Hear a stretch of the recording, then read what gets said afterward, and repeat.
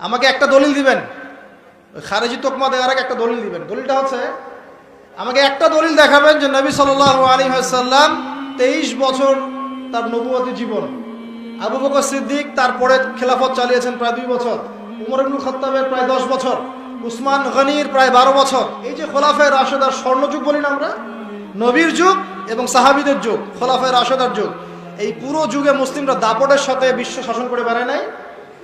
একজন মুসলিম শাসক ইহুদি এবং খ্রিস্টানদের সাথে বন্ধুত্ব করে ওদের সাহায্যে চলেছে, একটা দলিল দেখাবেন খালি।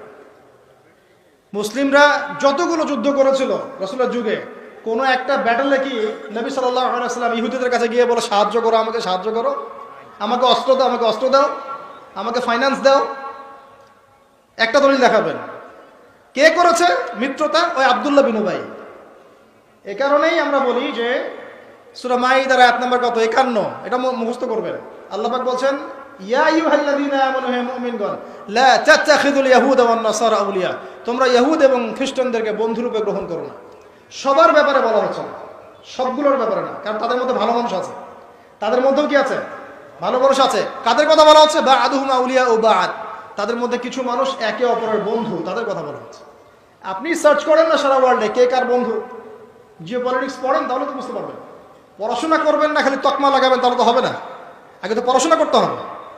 জিওপলিটিক্সের জিও জানেন না, ইকোনমিক্সের ইও বোঝেন না, পেট্রো ডলারের পিও বোঝেন না, তকমা লাগানোর বেলা লাগাবার আছে। সুবহানাল্লাহ। শুনে রাখেন, এখন ইয়াং জেনারেশন অনেক সচেতন, এখন শিক্ষিত মহল অনেক সচেতন, এখন আলেম ওলামারাও অনেক সচেতন। মাশাআল্লাহ, ইনশাআল্লাহ পশ্চিমের দালালি বাংলার মাটিতে চলবে না ইনশাআল্লাহ। দেখে নিয়েন, একটা সময় আসবে ইনশাআল্লাহ, আমাদের এমন প্রজন্ম তৈরি হবে যারা সমস্ত এই মুনাফিকের মুখোশটা খুলে রেখে দেবে ইনশাআল্লাহ। আমরা থাকি আর না থাকি, আমরা থাকি আর না থাকি। আর মানুষের ব্যক্তিগত প্রেজেন্স থাকতেই হবে, জরুরি না? ওই যে ইব্রাহিমের কথা বলছি, তিনি কিন্তু জীবিত নাই, তার আদর্শ ঠিকই আছে, আছে না? মুহাম্মদ সাল্লাল্লাহু আলাইহি ওয়াসাল্লাম জীবিত নাই আমাদের মধ্যে, তিনি তার জগতে আল্লাহর কাছে তিনি জীবিত, কবরে জীবিত, কিন্তু আমাদের মধ্যে তো আর নাই। আছেন বেঁচে আমাদের মধ্যে? তিনি নাই। তার আদর্শ নাই? আছে। এটা স্পিরিচুয়াল প্রেজেন্স, আধ্যাত্মিক উপস্থিতি, এটা আপনি ডমিনেট করতে পারবেন না।